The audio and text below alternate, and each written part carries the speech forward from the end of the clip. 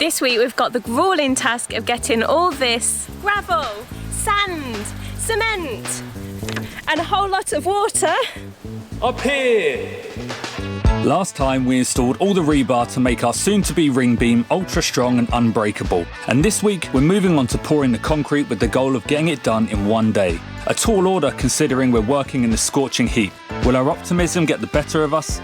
Probably, but that won't stop us getting stuck in. But before we get mixing and pouring concrete, there's some prep work that we didn't quite get the time to finish last week.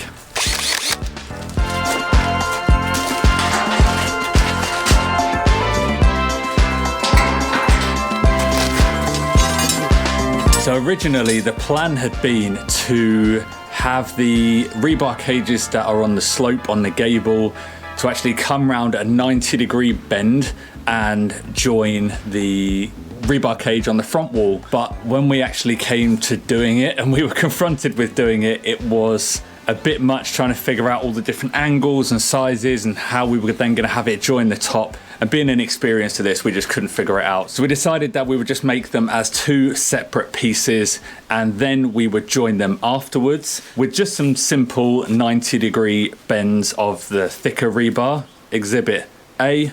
So this is going to give us about 60 centimeter overlap on each side.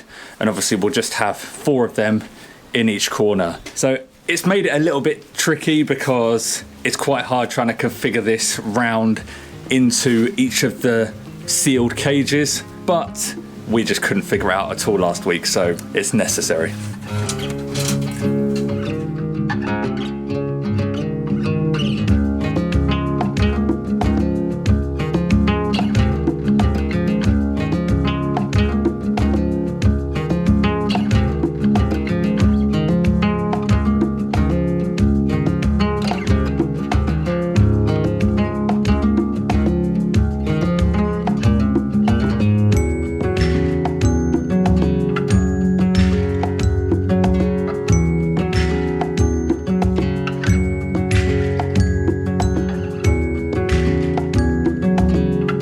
While Ricky's just been getting the rebar into position in the corners and tying that together, I've just been chopping down lots of wood for the bracing that we need to make sure that this form stays in place when we start pouring that concrete. The miter saw did actually come with a sawdust bag, but it broke. The plastic attachment just sheared off a couple of weeks ago. I'm absolutely caked in sawdust now though.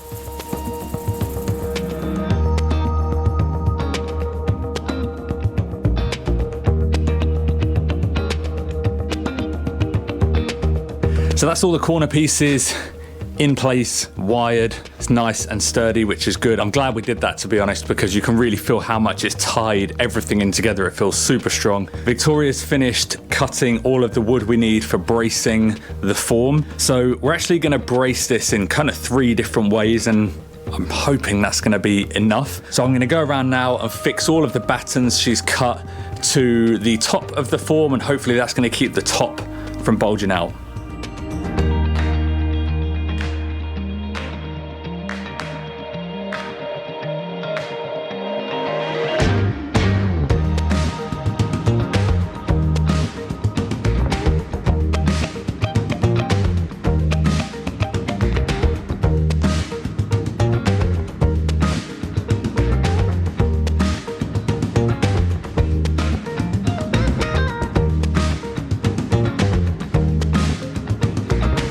So that's all the battens screwed into place on the top, and what that's going to do is brace the top so that doesn't splay out this way. Now we need to focus on bracing the bottom and trying to stop it splaying out this way. So we're doing a couple of things to stop that. The first thing we're going to do is we are running this threaded rod through the form. So what's going to happen is this piece of wood will be on the outside of the form. It's then going to have a washer and a nut on, which will be tightened. That's going to be braced against the outside of the form. This threaded rod is then going to go through the concrete, then out the other side of the form, where we'll slide on another piece of wood, put another washer, put another nut on, tighten everything up, and then that's going to hold that nice and firm and stop this side splaying out, because this side will pull it back. This is in like bigger construction. They tend to have a proper kit, and it's called a tie rod. Has a special attachment on the end, but we couldn't find that here. And to be honest, I don't know if it's a bit overkill for this job. So yeah, just washers, nuts, some scrap bits of wood. I've done a couple already and they are solid. So very happy about that. Now we're gonna whiz around and get all the others on.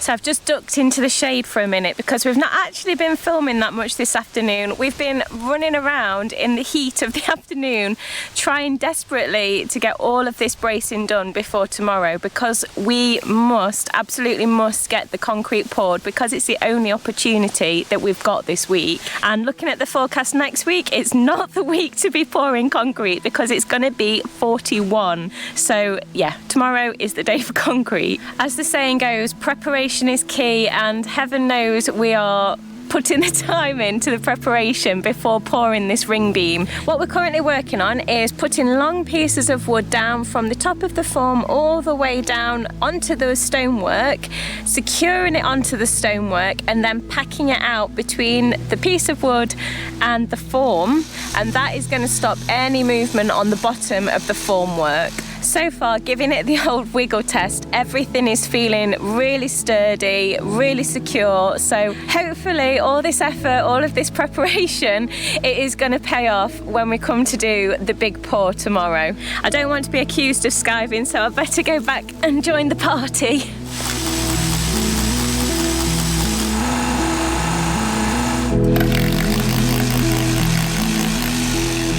Ricky's absolutely smashing out the bracing, so I am going to hop on and try and have a massive clear up inside, because tomorrow is going to be one of those days where we cannot afford any delays. So we want to be able to move that scaffold around as quickly and as easily as humanly possible.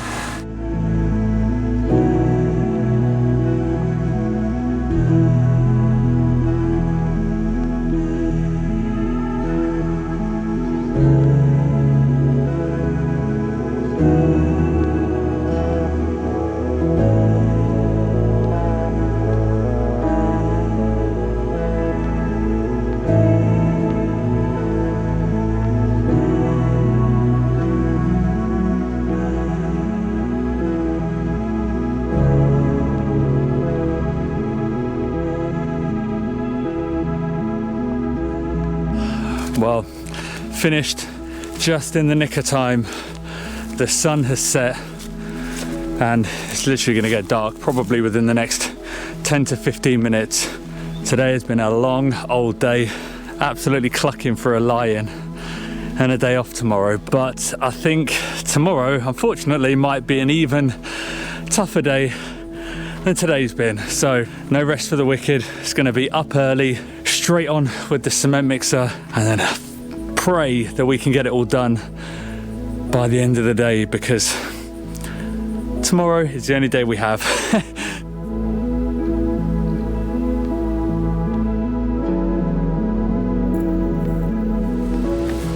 You ready for this?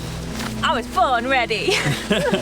Feeling very, very tired, to be completely honest. Yesterday was a slog, but mentally getting ourselves in the game, I think, this morning. So one bit of good news is that today is actually going to be the coolest day of the week, which is perfect for doing the concrete. When I say cool, I mean a chilly 31 degrees centigrade, but compared to the 38, 39 it's being forecast for later in the week, I think we've picked the right day. Very windy, which is keeping us cool. I'd be lying if I said I wasn't nervous. There is a lot to do today, and it's obviously just the two of us, but I'm confident that if we just keep slogging away at it for the day, we'll get there. Right, so that's the generator filled up, ready for a hard day's work. We're gonna start the day, me in here, getting it into the form. Victoria's gonna be out on mixing duties. Are you ready for a quick tutorial? Yes, please. Okay.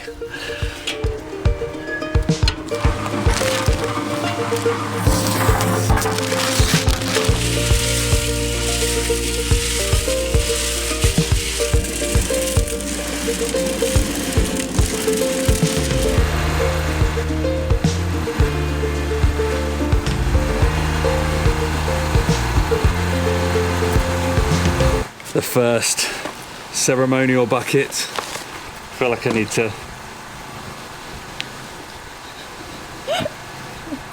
God save our grace. No. Okay, smash the champagne.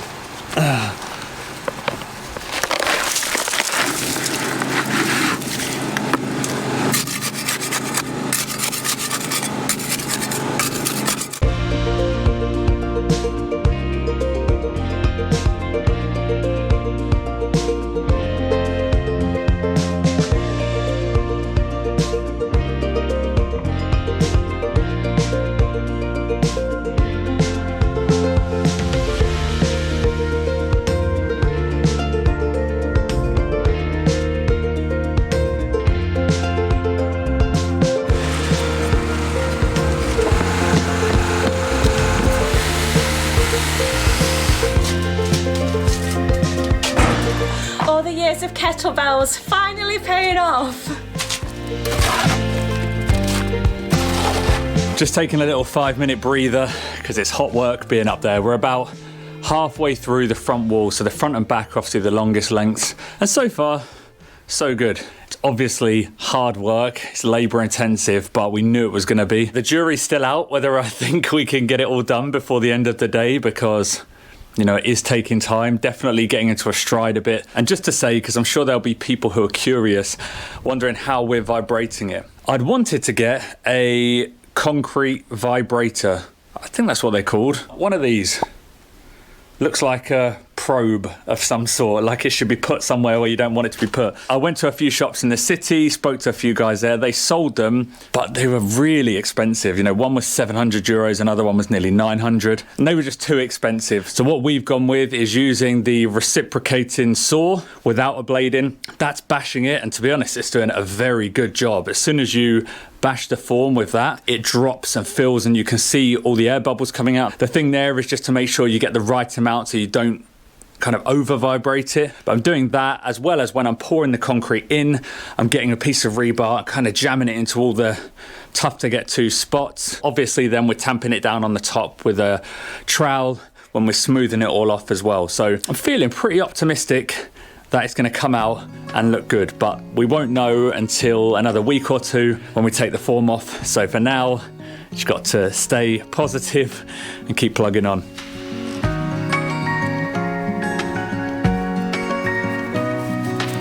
It's really starting to heat up now today, so we don't want the concrete to cure and dry out too quickly. So the other day I did actually buy some Hessian from the shop, because we need to cover over the tops with it and continue over the next few days just to keep wetting it down, just so it doesn't dry out too quickly.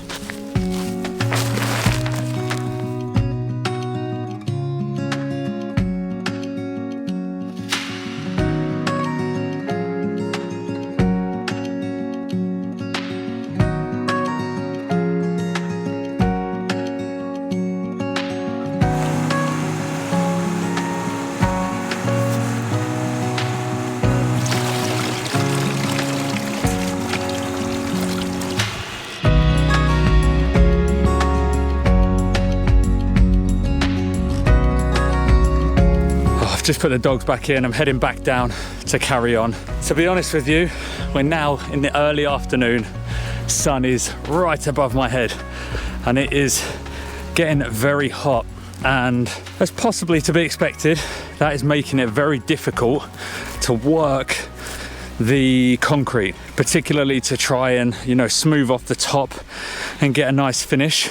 So yeah, I haven't really filmed much of it because I've just been working pretty hard. Gonna keep on going, nearly at the end of this long 6 meter length on the front. So I'm gonna push on, get that finished.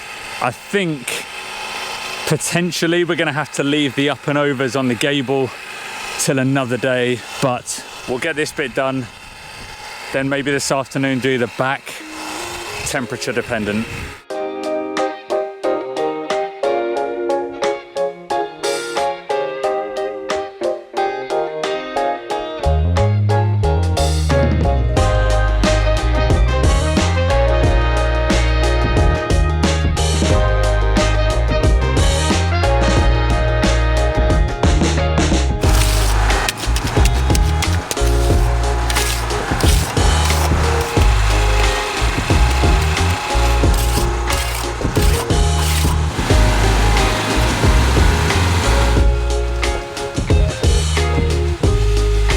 It doesn't matter how difficult or how exhausting the work is, having this fig tree right outside the building, absolutely laden with fresh figs that are perfectly ripe, it never gets old.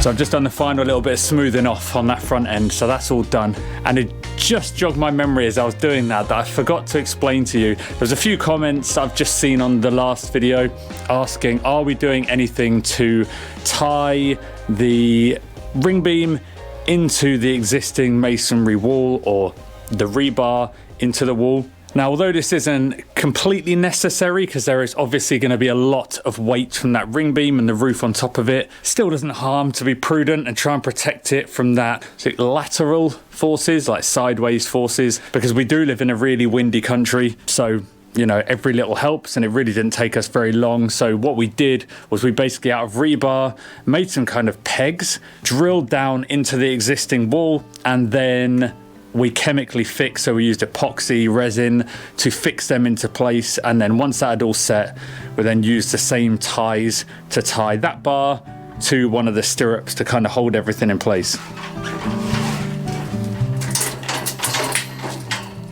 Wow, it's really smooth. I can't tell by your face if you're being serious or sarcastic. No, it is, it's really smooth. Okay. It's also pretty dry already, so while I'm up here I might give it a quick spray.